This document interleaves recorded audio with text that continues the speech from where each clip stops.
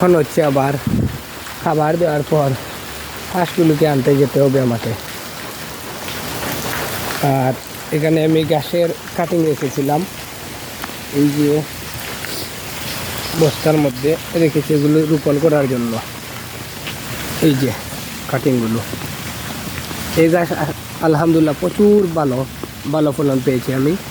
এটা জমিতে বৃষ্টি যতদিন পানি যতটুকু হোক না কেন এটা পানির উপর বাসবে।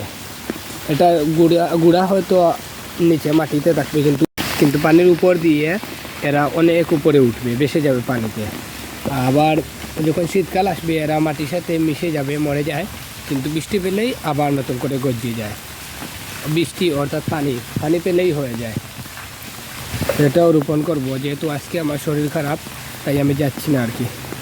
ইনশাল্লাহ আগামীকালকে হয়তো রোপণ করব। তো আমি এখান থেকে খড় নিব, আমার ঘরে ওই কর্নারে খড় রেখেছিলাম, খড় নিব। আর এখানে এই যে আমার হাঁসের বাচ্চাগুলো চলে আসছে, ওখান থেকে খড় নিয়ে গরুকে দিব। ঘরটা আমার পরিত্যক্ত, তাই ওই ঘরে আমি রেখেছি খড় কিনতে হবে আমাকে কিছুদিনের ভিতরে, নইলে ওই খড় দিয়ে বেশি দিন যাবে না। আর বৃষ্টির সময় যেহেতু ঘাস কাটতে অনেক কষ্ট বলতে কি মনে করেন, আপনি অসুস্থ হলেন তখন আর ঘাস কাটতে যাওয়ার মতো শরীর থাকে না।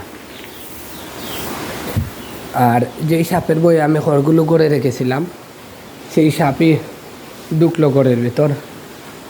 ওই দিন আমি এখান দিয়ে দেখেছিলাম একটি সাপ ভিতরে ঢুকছে।